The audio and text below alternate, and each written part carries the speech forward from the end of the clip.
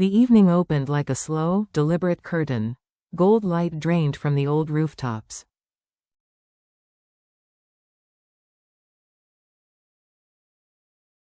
Spilling into the narrow alley where cracked walls met shadows that seemed to breathe.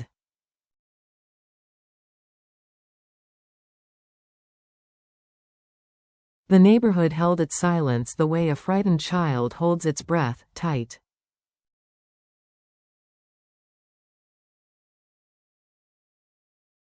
Fragile, waiting. James stood pressed against a weathered concrete wall, half tucked behind layers of peeling paint.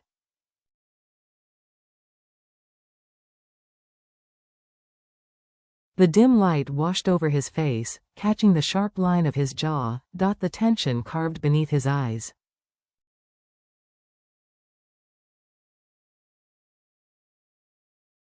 His gaze never stilled, sweeping the alley entrance again and again, each faint footstep, each whisper of wind across metal sheets.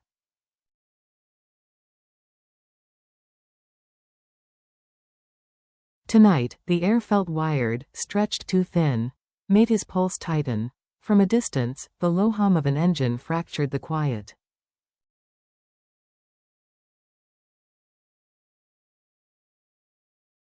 A black sedan crawled toward the alley, stopping deliberately out of reach from the streetlights.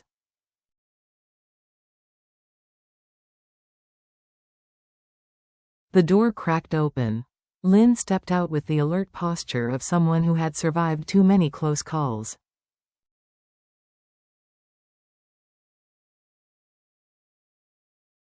His eyes flicked across rooftops, shadows, angles, calculations moving faster than breath.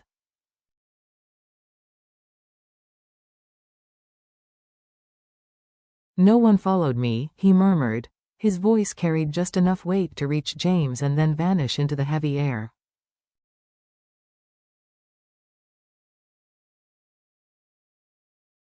"I circled 3 streets and walked the last kilometer." James didn't move at first.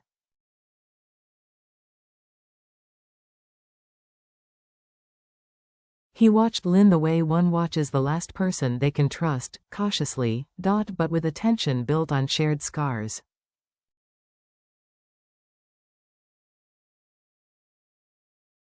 Only when he confirmed the silence behind them did he nod and step deeper into the alley.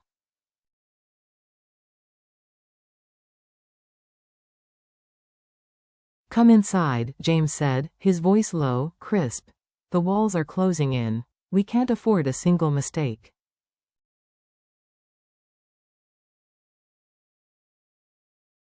Inside the dim hideout, the single ceiling lamp flickered like it was afraid of the truth that was about to be spoken.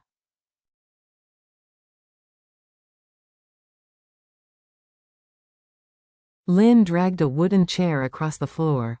The scraping sound cut sharply through the stillness.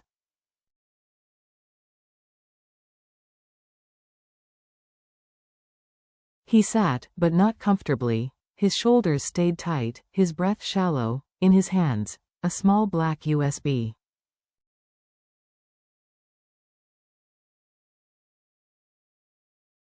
A stack of photographs bound by a tired rubber band.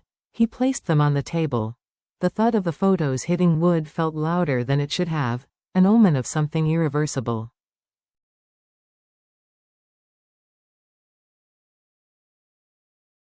"These were taken inside the warehouse," Lynn said. His voice was coarse from whispering through nights of fear.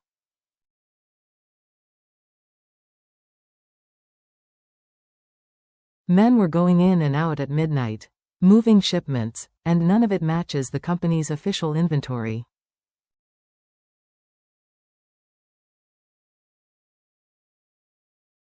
His fingers curled on his knees, gripping something invisible, perhaps fear, perhaps guilt.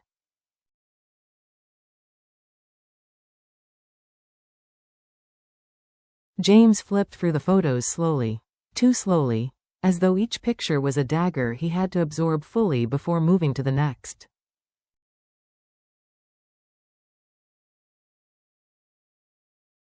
Shadows of men carrying crates.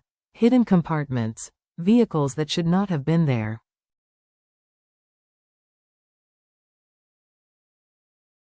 With every photo, James's expression darkened: suspicion, anger, pain, and then that heavy, suffocating dread reserved only for betrayals that cut too close to the bone.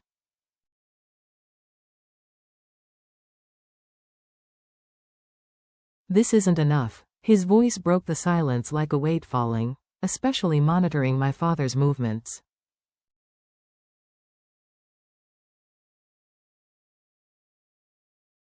Lynn froze, hard. I need everything. He swallowed. Boss, are you sure? If your father is really involved. James inhaled deeply.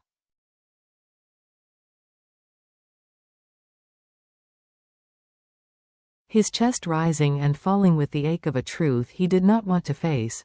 I need to know, he said, each word sharp and deliberate.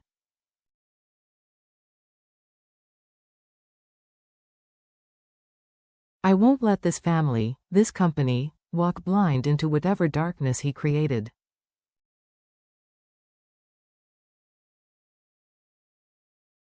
Silence returned. Lynn drew a long breath. Heavy, suffocating. When he finally exhaled, it was the sound of a man accepting a mission that could cost him everything.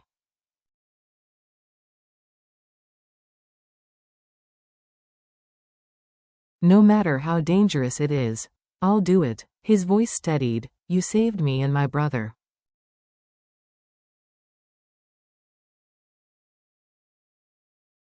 We owe you our lives. Now it's my turn. A quiet, unspoken bond settled between them.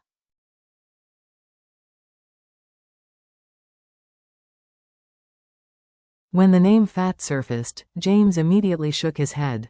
No, don't touch him.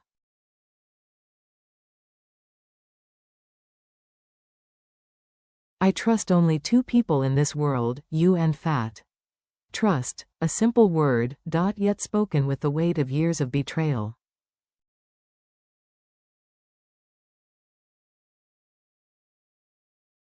They exchanged details, strategies, and last-minute warnings. When Lynn finally stood to leave, the scrape of his chair sounded like the beginning of a countdown.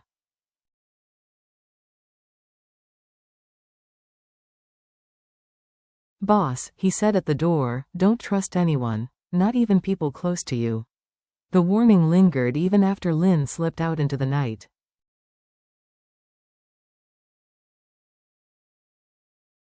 The door closed with a soft click, but in James's chest, it thundered. The room seemed to shrink around him.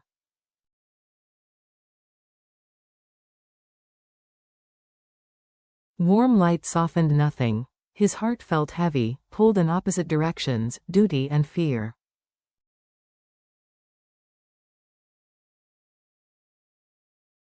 Truth and the love he was trying to protect. He pulled out his phone. The screen lit up. A picture of Deep and little Mi.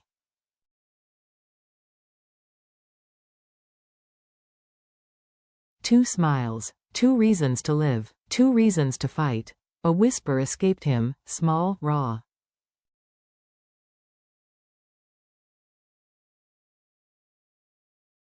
Deep, do you know how much I miss you? But missing her wasn't enough. Not tonight.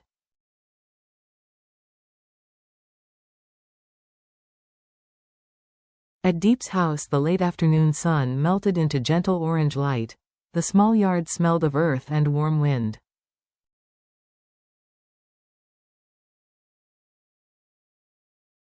Little Mi sat cross-legged, building a crooked sandhouse with fierce determination.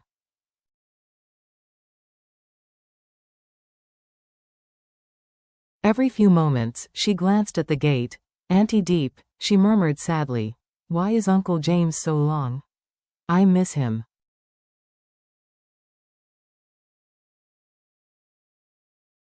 Deep's breath caught. She knelt, forcing a soft smile. He's just on a business trip, sweetheart.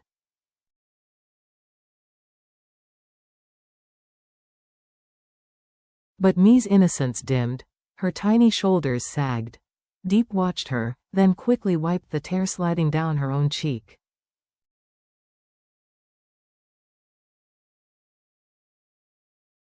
The loneliness could have swallowed her, if not for the footsteps at the gate, James's friend.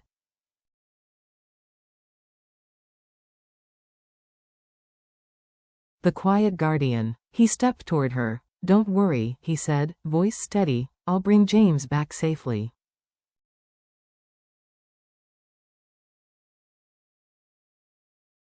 The sentence cracked something inside deep. Her sob slipped out like a secret she'd been hiding too long.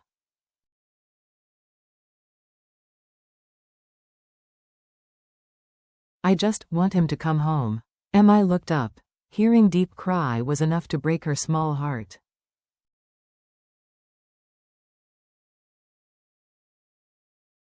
She ran without thinking, sand flying behind her. She wrapped her arms around Deep's waist.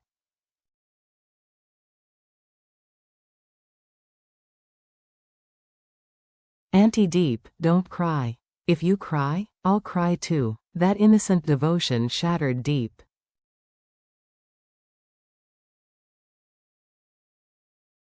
She hugged Emma tightly, forehead pressed to the little girl's hair. Warmth. Fear. All mixing.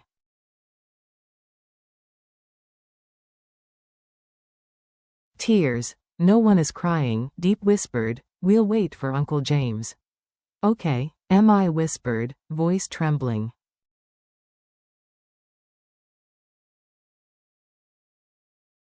"But I'm still mad at him." Deep laughed softly through tears. "Mad, but you still miss him, don't you?" Emma nodded, tiny, honest.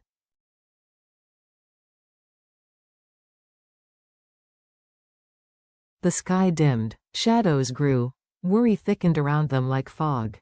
Storms were coming.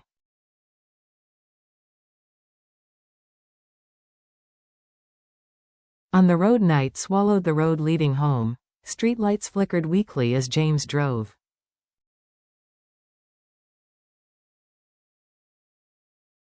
Mind replaying every word Lynn said. Then, a burst of light in the rearview mirror.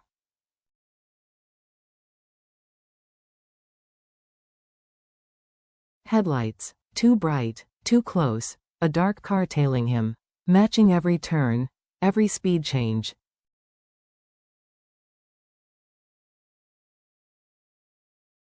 Every breath. The chase was silent, but the danger screamed. "Someone found out," James muttered.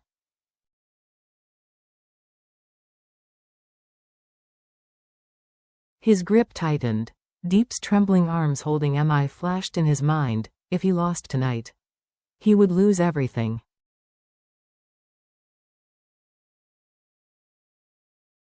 He pushed forward, and the darkest question of all, was his father the enemy he had to defeat? Tonight was only the beginning.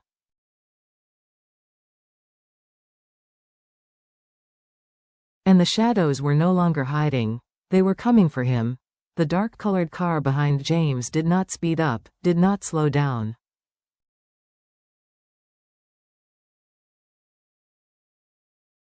It followed with the kind of calculated calm that belonged not to amateurs, but to people who already knew how fear worked, how silence could suffocate a man faster than any weapon.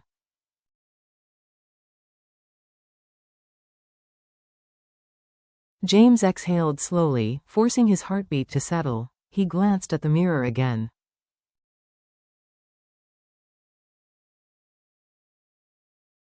No license plate visible from this angle.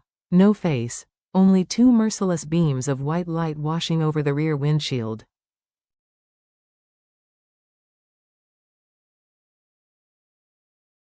Bleaching the interior of his car in harsh flashes. If they wanted to hide, they were doing too well.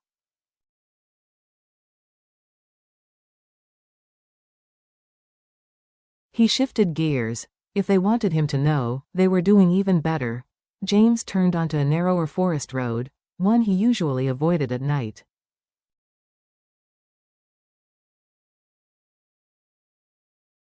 Tall trees flanked the path like silent soldiers, their branches bending inward, forming a jagged tunnel that swallowed the headlights whole.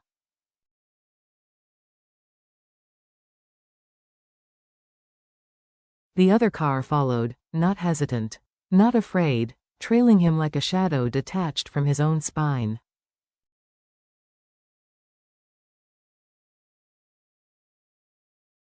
James's fingers tightened around the steering wheel. The image of Deep and little Mi flickered in his mind, the sunset on Deep's face.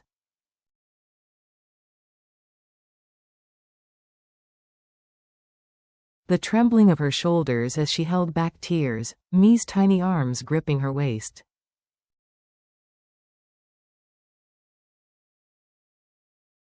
He could not die tonight, not like this. Not here. He pressed the accelerator. The car leapt forward, engine roaring in the empty road.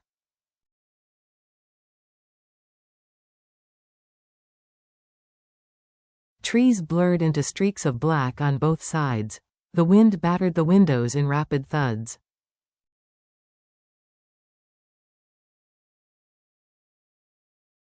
For a moment, James felt a surge of control. Then, the headlights behind him flared brighter.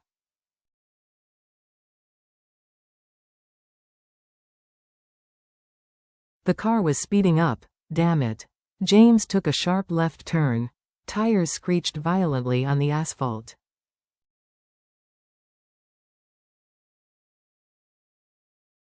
His body leaned to the side as the momentum shoved against him. The chase spilled into a downhill slope bordered by rough stone walls and uneven patches of gravel.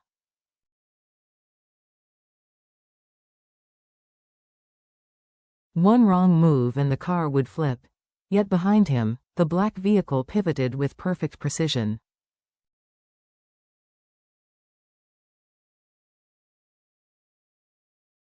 James's jaw tightened. Too precise. Whoever was inside. They weren't here to scare him.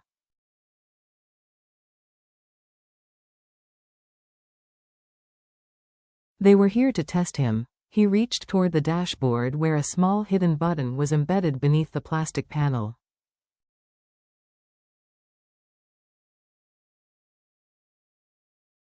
A soft beep sounded. He pressed it. His location was immediately transmitted to one person.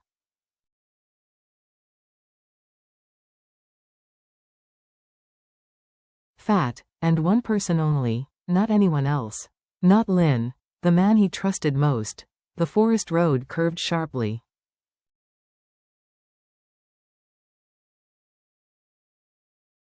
James maneuvered quickly, but not fast enough. The black car clipped the back bumper of his vehicle with a violent metallic crack.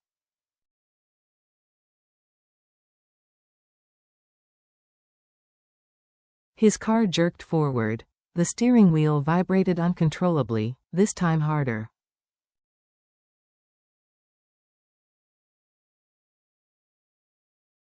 Another hit. James gritted his teeth. He forced the car into a controlled drift, the tires skidding across gravel before regaining traction.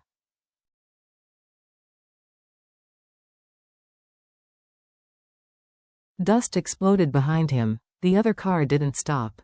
It was hunting him. James swerved between two sharp bends, the route narrowing with each turn.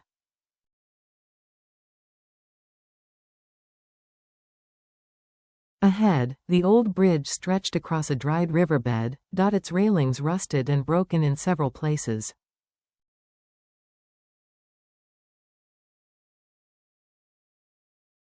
If the attacker pushed him off the bridge, no one would find him until morning, and by then, it would be too late.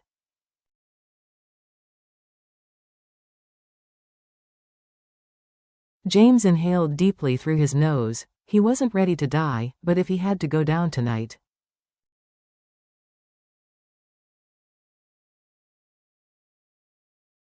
He wouldn't go down quietly. He pressed his foot hard against the accelerator. The engine roared, a final desperate cry.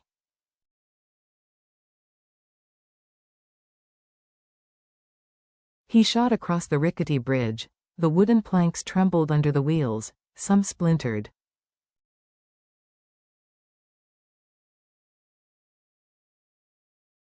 Some cracked.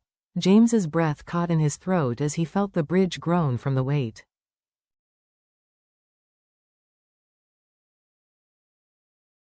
The black car followed at full speed, and that's when James made his move. At the very end of the bridge, he turned the wheel abruptly and braked.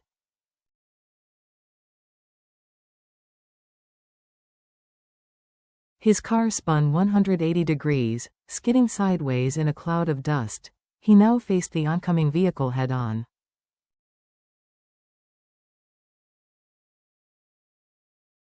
The attacker didn't stop. They accelerated. James braced himself, and in the exact second before impact, the weaponized black car drifted violently to the right.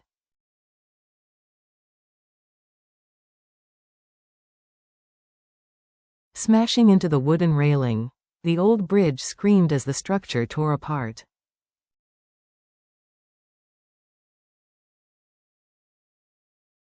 Wood exploded into shards. The car tilted, slid, and plunged off the side of the ravine.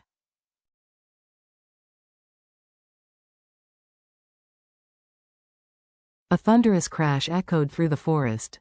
The sound carried for seconds, maybe minutes.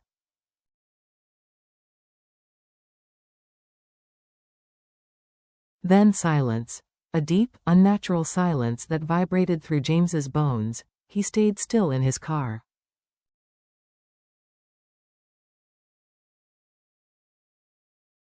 Eyes locked on the edge of the broken railing. His breath was ragged, his fingers trembling slightly.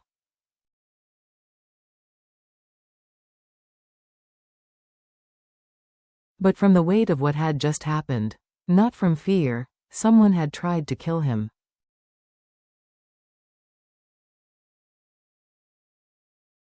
Not intimidate him, not threaten him. He grabbed his phone immediately.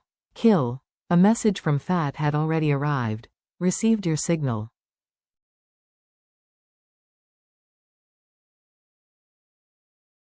Sending 2 men, don't move. James typed only 2 words, too late. Across town, Deep's home the night had deepened.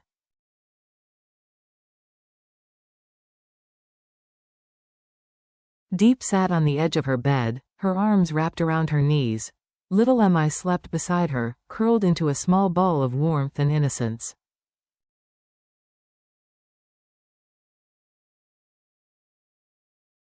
But Deep's eyes remained open. Her fingers trembled where they gripped her own sleeves.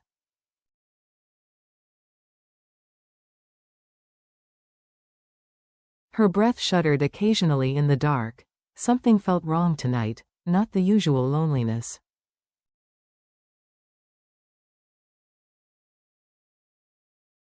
Not the ache of missing James, a fear she couldn't explain.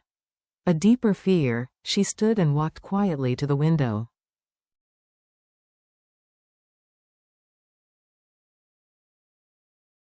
The wind was stronger now, rustling the leaves, brushing the curtains gently against her arm.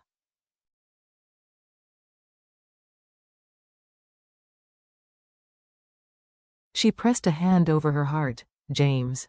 Where are you? Her voice cracked in the dark.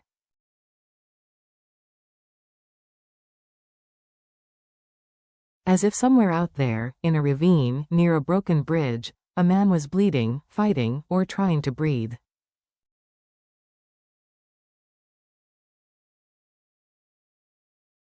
Their fates were tied tighter than either of them realized.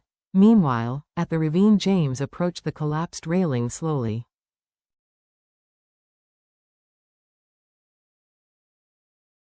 He looked down. The wrecked black car lay upside down at the bottom of the dried riverbed.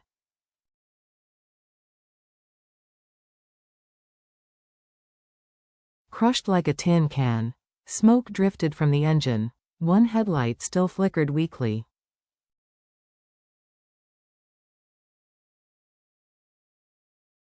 Casting fractured beams against the rocks. James narrowed his eyes. The passenger door was open.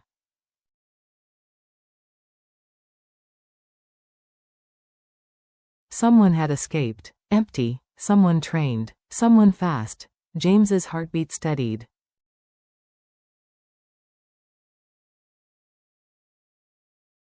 This was no random attack. This was a message. No amateur hit job. But from his father, or from someone even more dangerous? Behind him.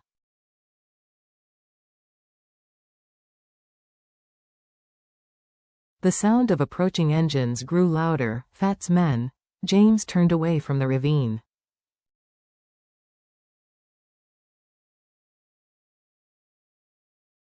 Tonight was confirmation. His eyes darkened. His war had truly begun, and there was no way back.